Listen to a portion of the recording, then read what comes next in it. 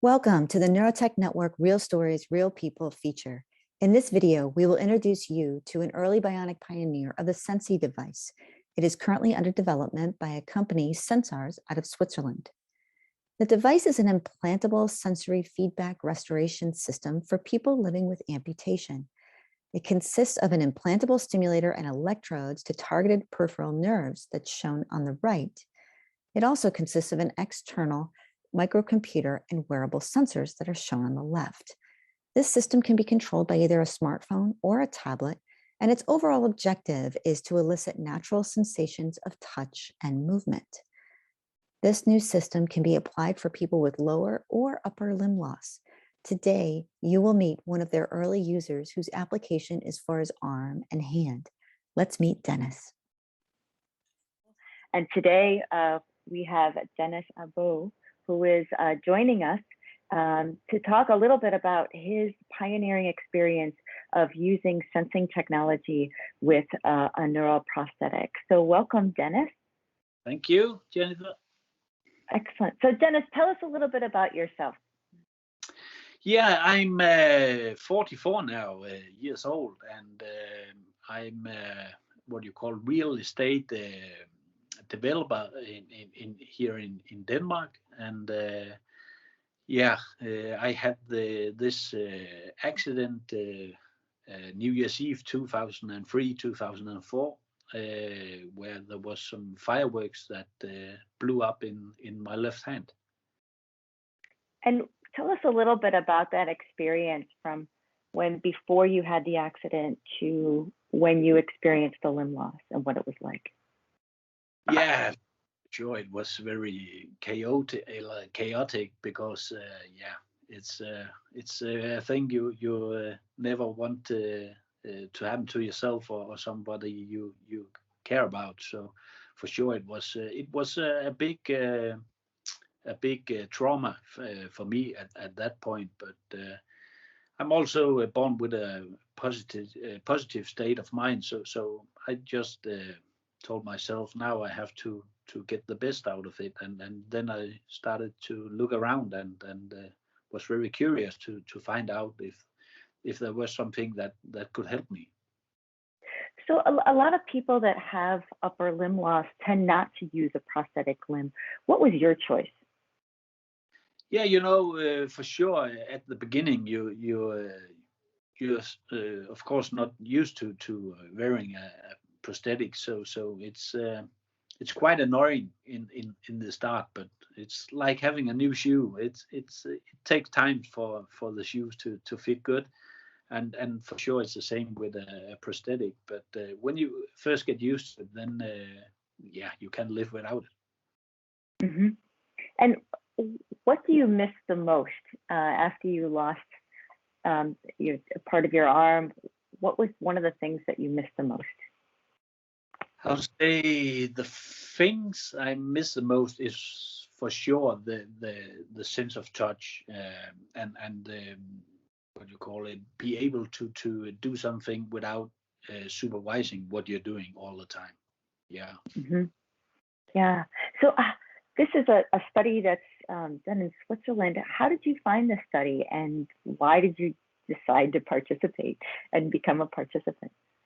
Yeah, it was. I was reading a magazine back here in Denmark, and I saw that my local university was participating in this project, and I just started to phone up the local professor, and after I think I phoned her 4 or 5 times, and then she said, "Okay, I have to take you in for a cup of coffee then," and so. We came along pretty good, and then there was some test here in Denmark, and then I think after 3 or 4 months of individual test, then suddenly I was the one they wanted to continue with. Yeah. What were some of the risk versus benefit decisions that you went through before going into surgery? So there's always a risk of surgery.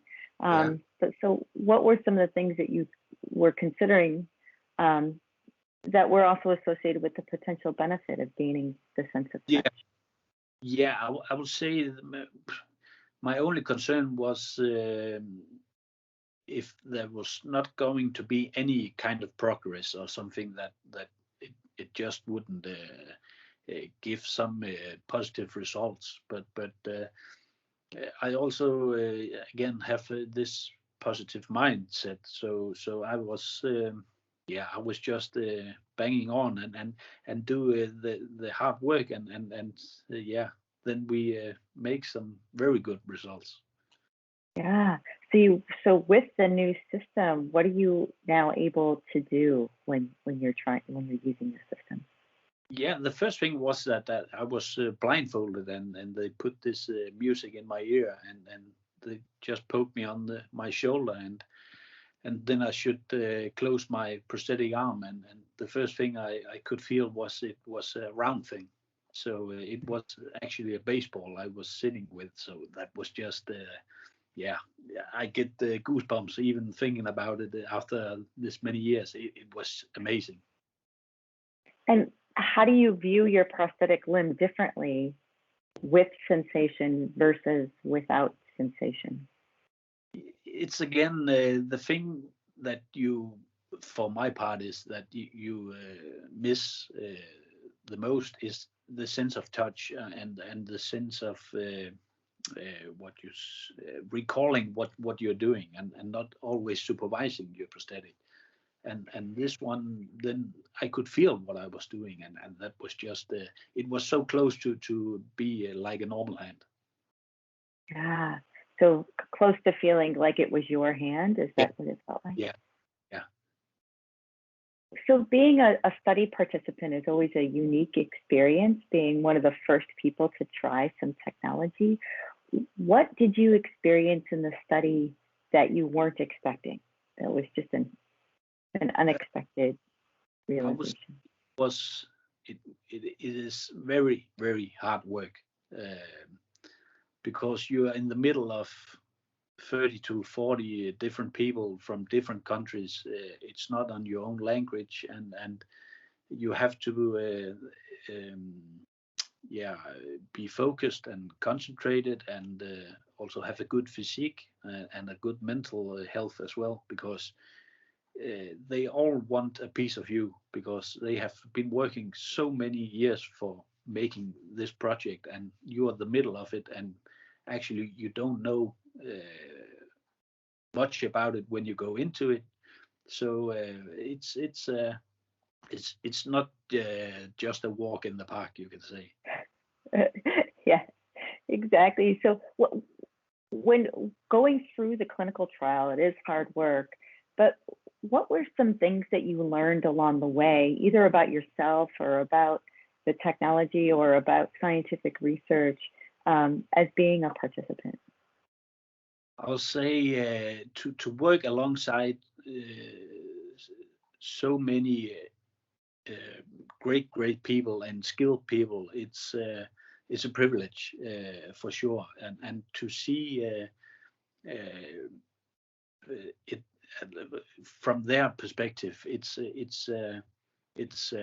incredible what they achieve and how dedicated they are to their work and to be able to help push forward on such a historic thing and to be a part of it. It's really an honor to work alongside so skilled people and also I created great friendships as well with all the guys and girls who was on the project, and I'm still in contact with them. So it's it has been an amazing journey, and I will not miss it for a thing.